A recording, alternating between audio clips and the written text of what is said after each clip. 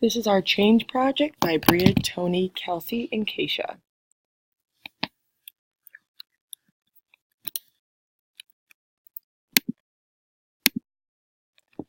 Our problem was observed on a Vera Brain and Spine C-Pod, and that has to do with the unsafe patient to nursing staff ratio in a high acuity setting. Specifically, the patient to nurse ratio has a negative impact on patient care and nurses' quality of work. C-Pod is a higher acuity floor within its department, having a ratio of 3 patients with high complexity, acuity, and instability to 1 nurse. Being able to change this ratio will drastically improve safety for both populations in numerous ways. Studies taken from the National Campaign for Safe RN to Patient Staffing Ratios show that proper staffing can improve enhancement of patient satisfaction, reduction in medication errors, patient mortality, hospital readmissions, and length of stay. It also shows that improved safety outcomes by reducing incidence of falls, pressure ulcers, healthcare-associated infections, reduced patient costs through avoidance of unplanned readmissions, and the prevention of nursing fatigue. We chose to use the change theory, the Lewin change theory, which consists of 3 stages: unfreeze, change, and refreeze.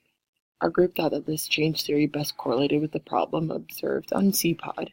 Throughout this PowerPoint, descriptions of each stage will be addressed pertaining to their importance with patient to nursing staff ratios.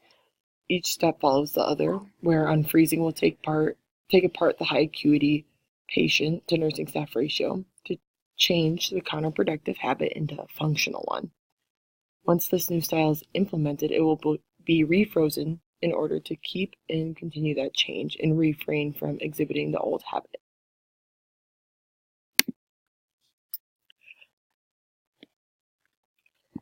So, to begin the unfreeze step in our plan, we need to create a process that allows the unit, its managers, and the resource team to let go of an old counterproductive pattern and to overcome resistance for this change. We would bring this problem up to a nursing committee at Avera to discuss with higher management and advocate for the nurse ratios to change on C-Pod of Avera Brain and Spine. We will discuss how these nurse ratios will improve quality of care, nurse satisfaction that will decrease nurse burnout, and increase patient satisfaction, and over the long term will save money by decreasing amount of hiring costs. Once higher management agrees to the changes, we will then determine the level of experience necessary in the nurses hired to work with higher acuity patients. We will also take a pre-survey on nursing job satisfaction, as well as prompt for some patient satisfaction of care surveys to compare to after the change has been implemented. So the change stage is all about movement and action. So now that our rallying cry essentially has been heard and we have unfrozen the old counterproductive pattern, we now need to actively work towards creating a new, more efficient pattern. In order to do this, charge nurses and the unit director need to leverage stakeholders and higher-ups who make financial decisions, such as the chief nursing officer, the chief medical officer, and those who have a say in the unit budget, to secure more financial resources and allocate proper funding so the hiring process in the neuroacute unit can begin. And stakeholders should be interested in changing the staff ratio, not only because it improves patient outcomes, but it also increases job satisfaction in nurses and increases their retention, reducing associated hiring costs and saving the hospital money long term.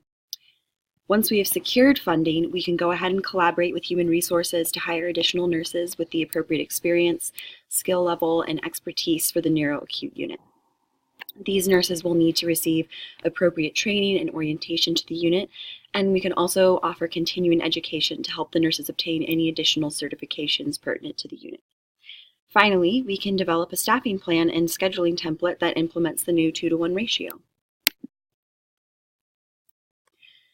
Then we enter into the refreezing stage. Now that we have implemented the change, we need to make sure it becomes standard operating procedure and we don't slip back into old habits. In this case, we need only look at the unit's daily schedule and patient census to make sure the charge nurse is staffing accordingly. Charge nurses also have to be willing to schedule one-to-ones so that when new patients get admitted, the 2-to-1 ratio is not exceeded. Nurse satisfaction with the new change is also huge because nurse retention is absolutely essential to ensure adequate staffing in order to make the new ratio possible. Has their stress level improved or are they bored? One way we can measure the nurse's response to the new ratio is by administering satisfaction surveys, which we will elaborate on in the next slide. Key elements for change include motivation, resources, and specific opportunities for change. This change can benefit multiple people, including patients, nurses, educators, providers, and the leadership team. We thought that building a committee to evaluate and compare the effectiveness of the change on practice and patient outcomes would be appropriate. During the checkpoints throughout the evaluation process, satisfaction surveys will be administered to patients and nurses with incentives such as gift card drawings. This would ensure an adequate sample size for evaluation.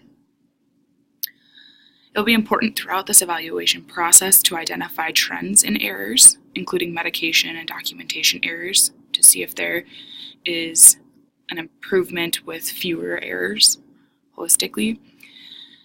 And as stated previously, this will improve patient outcome by creating a positive change toward patient-centered care.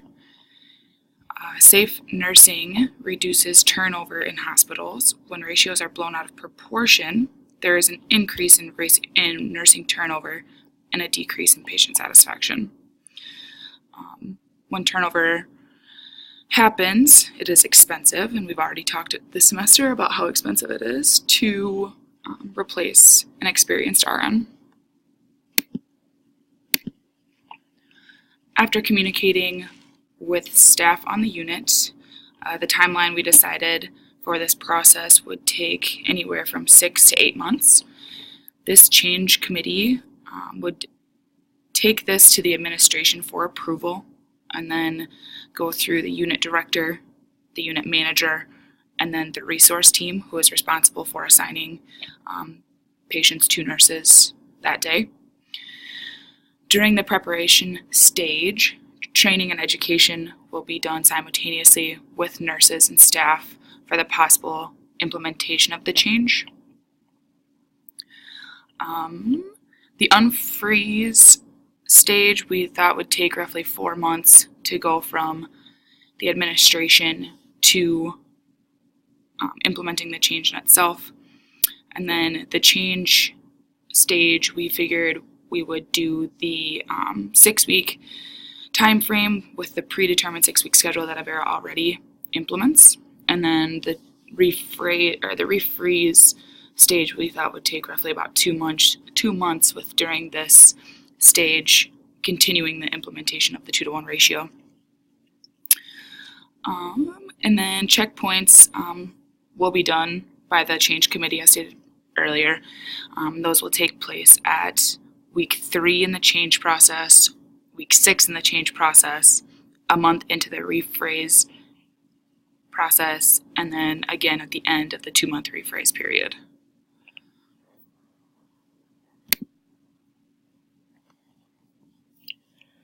Here we have shown our authorship slide, kind of breaks down on what we all worked on. So Bria worked on our introductory slide as well as introducing our change theory and worked on aesthetics of the presentation as well as was a scribe for our ideas for the presentation.